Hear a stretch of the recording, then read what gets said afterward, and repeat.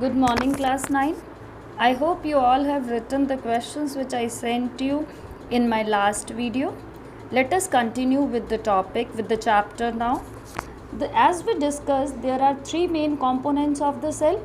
One is plasma membrane, other one is the nucleus, and third one is the cytoplasm.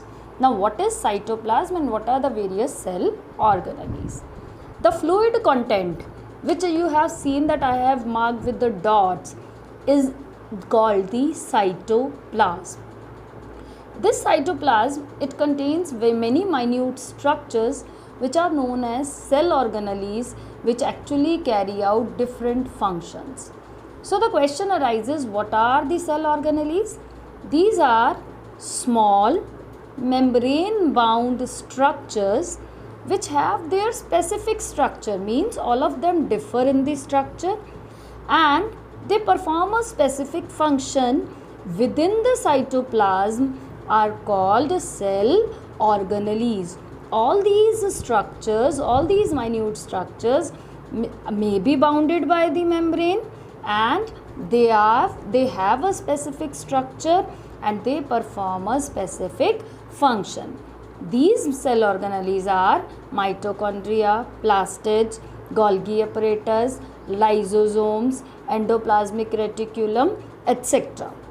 Now we will discuss the structure and functions of all these organelles one by one. First is the mitochondria. Mitochondria was discovered by Kolliker, but the name mitochondria was given by Benda. It is a sausage-shaped organelle. Each mitochondria, if I show you the structure also, each mitochondria is bounded by two membranes. The outer membrane is smooth and continuous, but the inner membrane you see is deeply folded. There are many folds. These folds of inner membrane are known as cristae.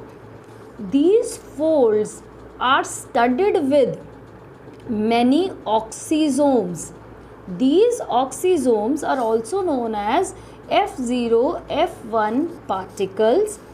These oxysomes, they contain many enzymes which are necessary for the oxidation of food.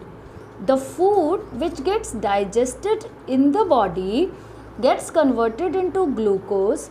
The oxidation of glucose to release energy occurs in the mitochondria. The fluid inside the mitochondria is called its matrix. These cristae, they increase. Why this inner membrane is folded? Because these cristae, they increase the surface area for more ATP releasing reactions, chemical reactions to occur. These mitochondria are also known as strange organelles or semi-autonomous organelles. Why? Because they have their own DNA and some ribosomes. These DNA and ribosomes help mitochondria to synthesize some of their own proteins. So, mitochondria can exist as an independent unit. That is why we call it as a semi-autonomous or strange organelle. So, inner membrane is deeply folded to form cristae. Cristae are studded with rounded bodies called oxysomes, also known as F0, F1 particles. These oxysomes contain enzymes which are required for the oxidation of food to release of energy. Now you have seen beta that the release of energy occurs in the mitochondria, and this energy which is released from the oxidation of food gets stored in the mitochondria in the form of ATP. ATP stands for adenosine triphosphate and it is also called as energy currency of the cell. So we also call mitochondria as the powerhouse of the cell because the oxidation of food occurs in the mitochondria. The energy which is released by the oxidation of food gets stored in the mitochondria in the form of ATP. ATP, also called as energy currency of the cell. Mitochondria, also known as powerhouse of the cell. Semi-autonomous organelles or strange organelles.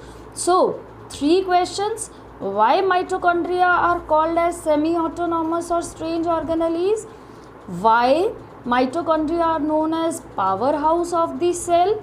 And why inner membrane of the mitochondria is deeply folded?